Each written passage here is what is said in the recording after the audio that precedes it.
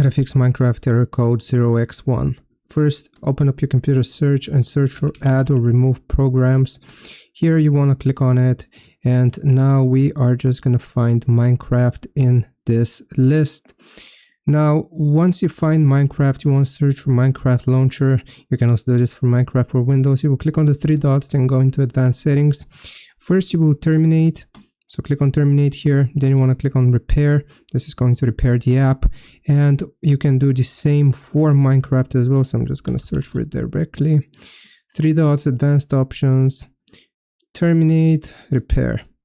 Now, once you have done this, then we can proceed to the next step, which is going to be opening up our computer search again, searching for run, and you want to type %app data %.